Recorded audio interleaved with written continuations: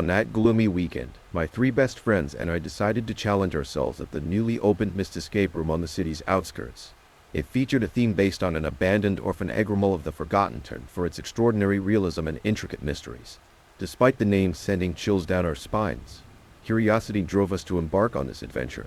Upon arrival, the weathered paint and rusting iron gate of the old building seemed to whisper tales of the past.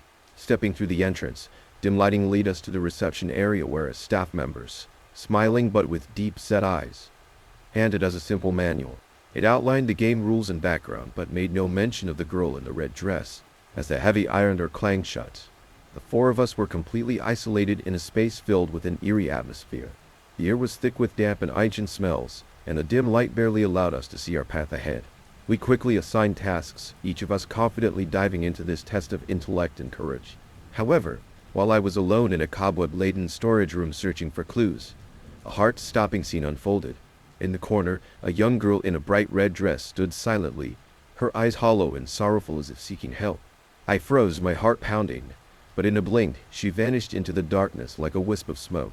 Panicked, I called out to my friends, but no one responded, as if what I had just witnessed was a figment of my imagination. We pressed on, and with each puzzle we solved, my unease grew. The second time, I glimpsed her reflection in a cracked mirror, clearer this time, and I could almost feel her icy breath on my cheek. I turned to tell my friends, but they were engrossed in their clues, unaware of my distress. The third and most terrifying encounter happened in a narrow corridor where we split up to find an exit. I suddenly turned around, and there she was, standing so close I could almost touch her. She slowly raised her hand, pointing forward as if directing us somewhere, then vanished in an instant. My heart raced audibly, but when I shouted for my friends, they just stared at me blankly, saying they saw nothing. Finally, through our combined efforts, we solved the last puzzle and emerged into the daylight. Eagerly, I flipped through the manual, looking for any mention of the girl in the red dress, but found nothing beyond the known game content. The fear of being overlooked sent chills down my spine, and I began to question my own senses. Could it really have been a hallucination? As night fell and we each went home, I lay in bed replaying those scenes in my mind. Every detail was so vivid it couldn't be a fabrication. I searched the internet for the orphanage's history, hoping for some explanation. Late into the night, I found a long-buried story ages ago.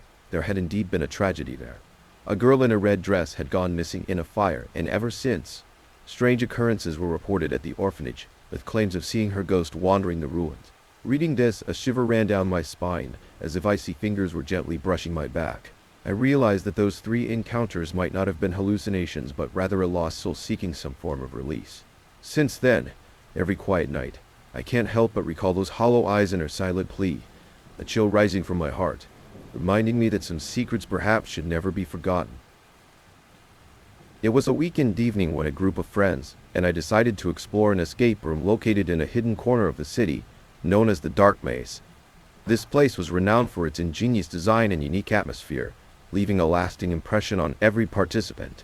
With a mix of curiosity and a tinge of unease, we stepped into what would become an indelible scene in our memories. As soon as we entered the escape room, we were greeted by dim lighting and slightly damp air, as if the place had been sealed for years. The walls were adorned with aged paintings, and the corners were filled with seemingly randomly placed yet deliberately arranged antiques, all exuding a mysterious aura. We began searching every nook and cranny for clues, attempting to solve the first puzzle and move on to the next stage. Just as we were fully engrossed in the combination locked before us, a shadow suddenly flickered in my peripheral vision. I turned around sharply, only to see an empty room. The sensation of being watched sent a shiver down my spine.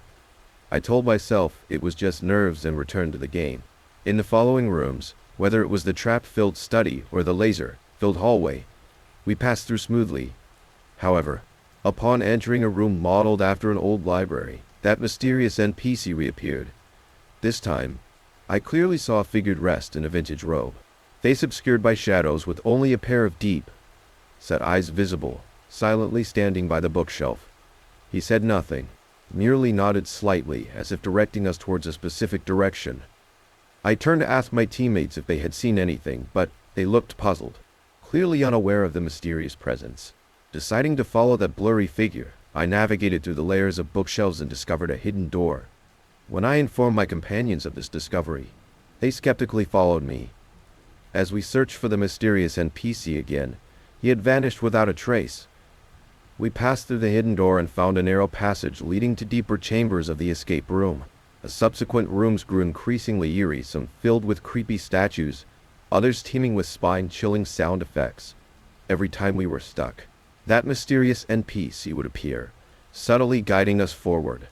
His presence felt both like a guardian and a watcher, making us feel both reassured and uneasy. Eventually, we reached the final room, a place decorated like an ancient altar.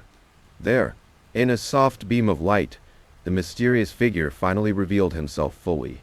He stood in the center of the room, holding an ancient-looking book.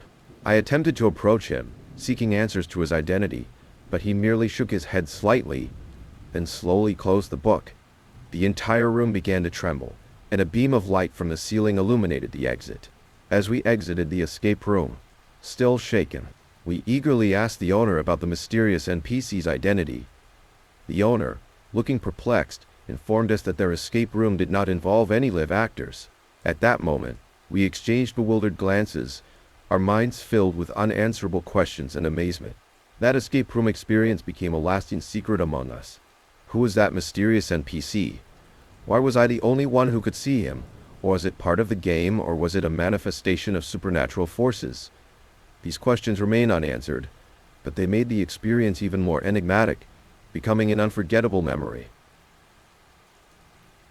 On an ordinary weekend, my 3 close friends and I decided to embark on an exhilarating journey exploring the escape room that had recently taken the city by storm. Located in an old building in the city center, this place was known for its unique themes and extraordinary realism, attracting many adventure enthusiasts. We chose the most challenging room, reputed to send chills down the spine of even the bravest. As the heavy doors slowly closed behind us, we stepped into a new world, a strange space constructed of light, shadows, puzzles, and the unknown. The flickering dim lights shrouded the room in mystery. My heart raced, half with anticipation and half with apprehension about the unknown. We glanced around, trying to quickly adapt to the sudden change in environment. The room's layout was clearly meticulously designed, with every detail exuding a sense of antiquity and eeriness. My eyes were involuntarily drawn to a striking paper figure in the center of the room.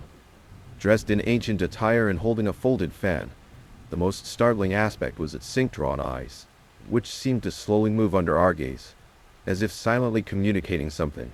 At first, I thought it was an illusion or a cleverly set visual effect, but when the paper figure's eyes moved again and met mine, I couldn't help but gasp. My friends noticed the anomaly as well, exchanging tense glances, but no one chose to leave. After all, we had come here seeking exactly this kind of thrill and mystery.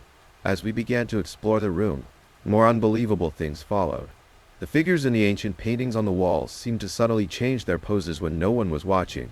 A bronze mirror in the corner occasionally reflected vague figures beside us. There were even low murmurs, like whispers floating in the air, yet we couldn't find their source. As we delved deeper, we gradually uncovered fragments of the story behind this escape room. It was based on an ancient legend about a craftsman obsessed with his art who, to commemorate his deceased lover, poured his heart and soul into creating these paper figures. His deep love and longing unexpectedly endowed the paper figures with emotions and life beyond their material form. The most unforgettable moment was after we solved the complex mechanism and entered a small chamber surrounded by countless paper figures. These figures were different from those we had encountered earlier. Their movements were more fluid and natural. Some seemed to be whispering, while others sat quietly, their eyes filled with a subtle sorrow. In the deepest part of the room stood a giant paper figure, its eyes seemingly containing profound wisdom and endless stories. At that moment, we all felt an indescribable resonance. As the puzzles were gradually solved, the eerie phenomena revealed a story of love, loss, and redemption transcending time. We were not just challenging our intellect and courage, but witnessing a tale of love and separation. When the final puzzle was unlocked, the entire room was suddenly bathed in soft light, and the paper figures, as if having completed their mission, slowly returned to stillness. This escape room adventure was unlike any other, leaving us with not just a sense of accomplishment but also a profound emotional experience. The story of the craftsman and his paper figures lingered in our minds, reminding us of the power of love and the lengths to which one might go to preserve it. As we exited the room, the memory of those ink-drawn eyes and the silent whispers of the paper figures stayed with us, turning an ordinary weekend into an extraordinary journey through time and emotion.